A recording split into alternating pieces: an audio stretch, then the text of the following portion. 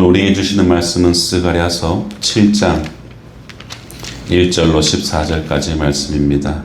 스가랴 7장 1절로 14절 교독하겠습니다. 다리오 왕 제4년 9째 달 곧 기슬레월 4일에 여호와의 말씀이 스가랴에게 임하니라. 그때 베델 사람이 사레셀과 레게멜렉과 그의 보라들을 보내어 여호와께 은혜를 구하고 만군의 여호와의 전에 있는 제사장들과 선지자들에게 물어 이르되 내가 여러 해 동안 행한 대로 5월 중에 울며 근신하리이까 하매 만군의 여호와의 말씀이 내게 임하여 이르시되 온 땅의 백성과 제사장들에게 이르라. 너희가 70년 동안 5째 달과 7째 달에 금식하고 애통하였거니와 그 금식이 나를 위하여 한 것이냐. 너희가 먹고 마실 때 그것은 너희를 위하여 먹고 너희를 위하여 마시는 것이 아니냐. 예루살렘과 사면 성읍에 백성이 평온히 거주하며 남방과 평원에 사람이 거주할 때에 여호와가 옛 선지자들을 통하여 외친 말씀이 있지 않느냐 하시니라.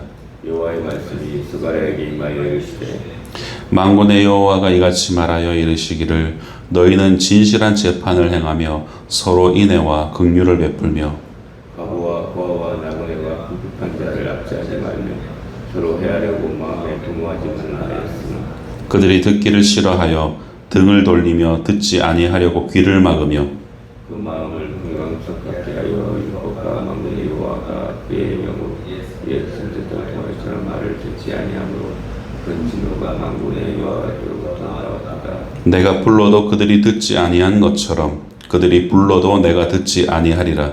만군의 여호와의 말하였느니라. 내가 그들을 바람으로 불어 알지 못하던 여러 날에 흩었느니라.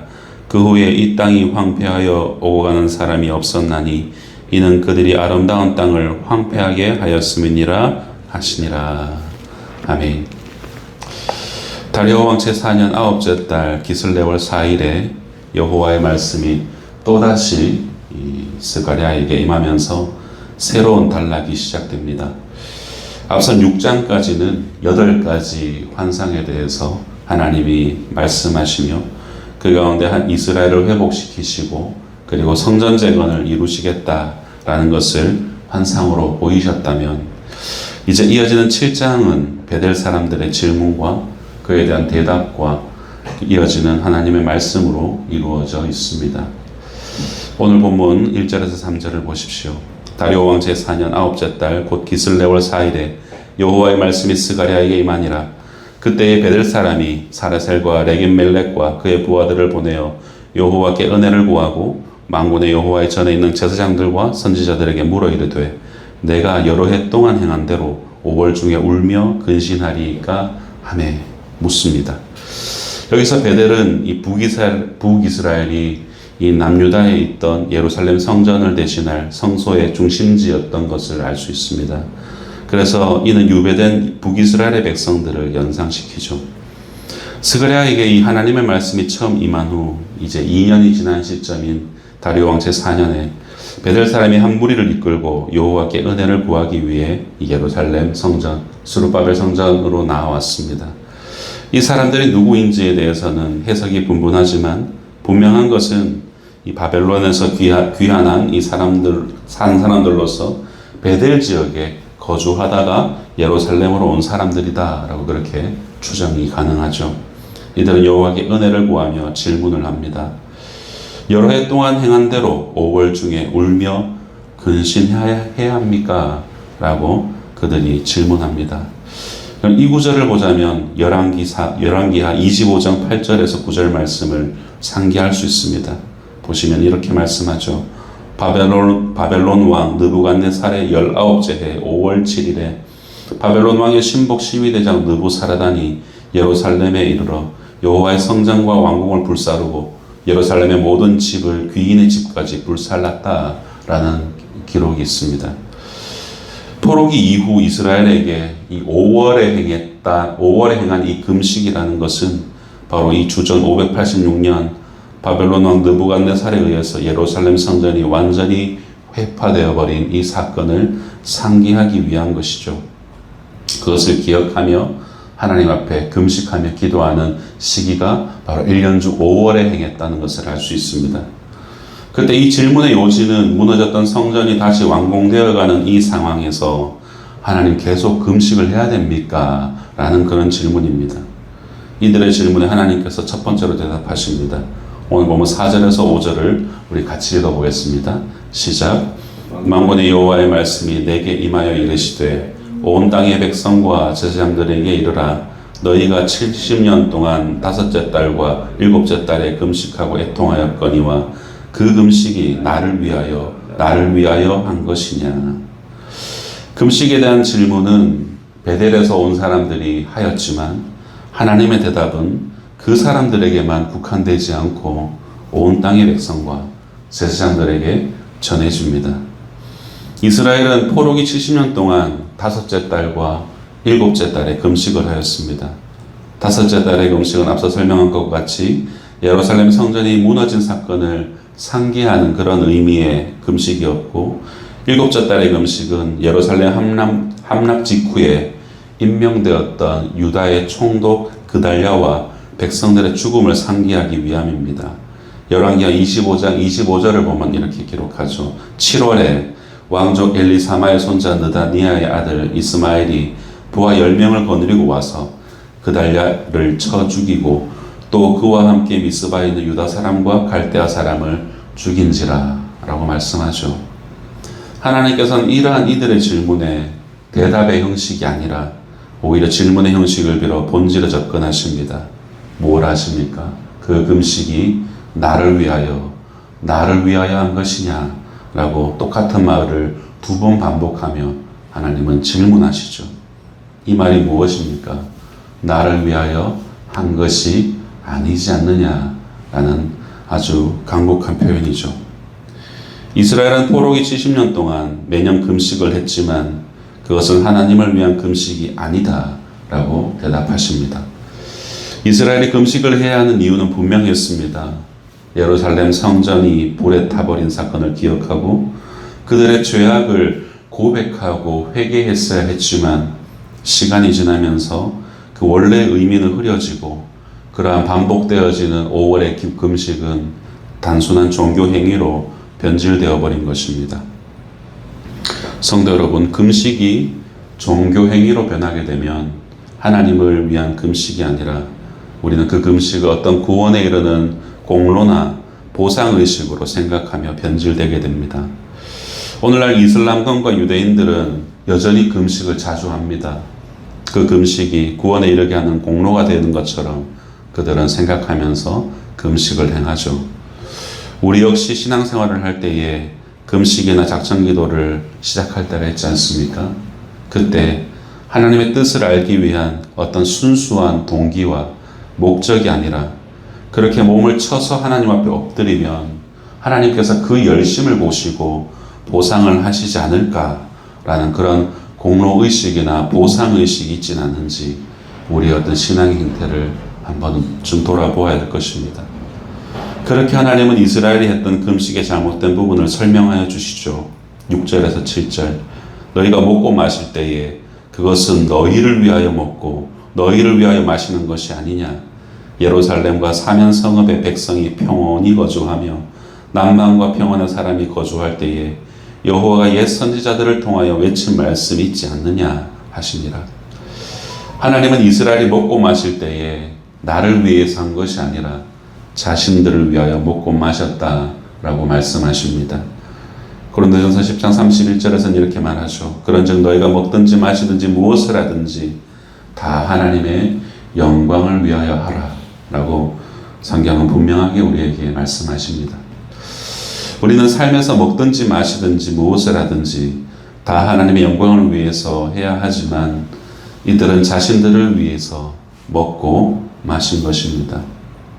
결국 이들이 했던 금식은 애통하는 마음으로 회개한 것이 아니라 그저 오랜 시간 지켜왔던 종교 행위였을 뿐이었죠. 또한 그들은 평온할 때 하나님을 찾지 않았습니다. 이스라엘은 선지자들을 통하여 외친 말씀을 지속적으로 그들의 외침을 들었지만 그 말씀대로 살아가지 않았습니다. 그럼 우리도 주어진 때마다 말씀을 듣고도 말씀대로 살아가지 않는다면 이들과 별반 다를 것 없는 그런 모습이 아닐까 합니다. 사랑하는 성도 여러분, 우리는 오늘도 이 새벽 기도에 나와서 우리 각자의 기도를 하나님께 올려드립니다. 그때 하나님께서 우리에게 동일하게 질문하시겠죠. 얘야, 너는 새벽 기도에 이 하는 것이 나를 위한 것이냐, 너를 위한 것이냐. 이 질문이 저의 폐부를 찌르는 말씀의 응답이었습니다. 제 기도의 동기와 목적을 다시 한 번 더 돌아볼 수 있게 하셨습니다. 우리의 기도의 동기와 목적을 여러분 건강하게 세워나가시는 우리 성도님들 되길 소망합니다. 이어지는 8절에서 14절까지 하나님은 스가랴에게 다시 말씀하고 있으시죠. 9절에서 11절을 보면 이렇게 말씀합니다. 만군의 여호와가 이같이 말하여 이르기를 너희는 진실한 재판을 행하며 서로 인애와 긍휼을 베풀며 과부와 고아와 나그네와 궁핍한 자를 압제하지 말며 서로 해하려고 마음에 도모하지 말라 하였으나 그들이 듣기를 싫어하여 등을 돌리며 듣지 아니하려고 귀를 막으며 라고 말씀하죠. 이스라엘에는 많은 죄악들이 있었습니다. 먼저는 그들은 진실한 재판을 하지 않았습니다. 인애와 긍휼을 베풀지 않았고 과부와 고아, 나그네와 궁핍한 자와 같은 사회적 약자들을 돌보지 않았습니다. 하나님은 이스라엘이 삶에서 이 공의와 인애와 긍휼을 실천하라고 명령하셨지만 이스라엘은 하나님의 말씀을 듣지 않았고 등을 돌렸고 귀를 막아버렸습니다. 그렇게 사회의 부조리를 만들어내는 이스라엘이 결정적으로 심판을 받게 되는 이유를 이어지는 12절과 13절이 증거합니다. 그 마음을 금강석 같게 하여 율법과 만군의 여호와가 그의 영으로 옛 선지자들을 통하여 전한 말을 듣지 아니하므로 큰 진노가 만군의 여호와께로부터 나왔도다. 내가 불러도 그들이 듣지 아니한 것처럼 그들이 불러도 내가 듣지 아니하리라. 여호와의 만군의 여호와가 말하였느니라. 아멘. 이스라엘은 마음을 금강석 같이 하였고 지속적으로 하나님의 말씀을 듣지 않았습니다. 하나님의 말씀이 옛 선지자들을 통하여 지속적으로 말씀을 통해서 전해져 왔지만 그들은 듣지 않았습니다. 이스라엘이 무엇 때문에 심판을 받게 됩니까? 금식을 하지 않아서 어떤 신앙적 행위가 없어서 그렇게 심판을 받은 것이 아닙니다. 하나님의 말씀을 듣지 않았기 때문이라고 심판을 받게 되었다고 말하고 있습니다. 바로 보다 본질적인 이유 때문에 그들은 심판을 받은 것이죠. 이스라엘은 지속적인 하나님의 말씀을 듣지 않고 귀를 막았습니다. 그래서 이제는 반대로 하나님은 이스라엘 너희들이 내게 부르짖어도 내가 듣지 않을 거야 라고 말씀하시죠. 그렇게 오늘 본문은 이스라엘의 심판의 모습을 말씀하시며 막을 내리죠. 14절 말씀을 같이 읽겠습니다. 시작. 내가 그들을 바람으로 불어 알지 못하던 여러 나라에 흩었느니라. 그 후에 이 땅이 황폐하여 오고 가는 사람이 없었나니 이는 그들이 아름다운 땅을 황폐하게 하였음이니라 하시니라. 아멘. 하나님은 이스라엘을 여러 나라에 흩겠다고 하시며 아름다웠던 나라가 황폐하게 될 것을 말씀하십니다. 이스라엘은 금식하며 기도는 열심히 했지만 그저 그들의 기도는 종교 행위에 불과했다라는 것이었죠. 왕관의 보석 같은 사랑하는 성도 여러분, 말씀을 정리하겠습니다. 하나님은 어떤 종교 행위보다 자신의 말을 청종하시기를 원하십니다. 제 모습을 좀 돌아보게 되었습니다. 설교하는 행위, 목양하는 행위, 새벽마다 기도하고 주중에는 말씀을 연구하고 신앙서적을 읽고 하는 모든 목회자적 행위의 근간에 무엇이 자리 잡고 있는지를 돌아보게 됩니다. 만양아, 너는 내가 뭘 원하는 것 같으냐? 라는 그 질문 앞에 한없이 부끄러워지는 모습을 발견합니다. 성도 여러분, 우리는 기도할 때 무엇을 먹을까, 무엇을 마실까 염려하면서 우리의 필요를 위해서 기도할 때가 참 많이 있습니다. 그러나 하나님은 우리의 모든 기도를 이미 알고 계시다라고 우리에게 말씀으로 가르쳐 주십니다. 그렇게 예수님은 친히 우리에게 기도를 가르쳐 주실 때 먼저 하나님의 나라와 그의 영광을 구하거라 라고 우리에게 그 뜻을 알려주셨습니다. 가르쳐 주셨습니다.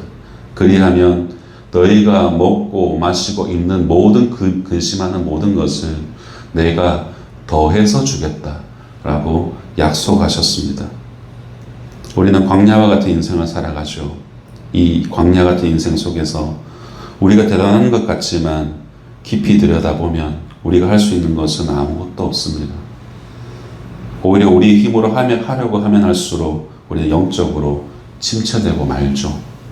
그렇기에 광야와 같은 우리의 삶에서 우리가 해야 할 것은 너무나도 원론적인 단어이지만 우리의 몸에 힘을 빼는 것입니다. 하나님 말씀에 귀를 기울이고 말씀에 순종하는 것뿐입니다. 하나님은 이것을 진정으로 원하신다라는 거예요. 우리는 또다시 허락된 하루를 기도로 시작합니다. 이때 나의 힘으로 해결하려고 힘쓰거나 나의 필요만 외치는 것이 아니라 때론 깊은 침묵 속에서 하나님이 진정으로 원하시는 것은 무엇일까? 라는 것을 묵상하고 그분의 말씀에 순종하며 나아간다면 광야와 같은 우리의 인생은 하나님의 나라를 이루어가는 역사의 현장이 될 것입니다. 부디 그 은혜를 누리는 복된 하루 되시기를 주님의 이름으로 축원드립니다. 기도하겠습니다.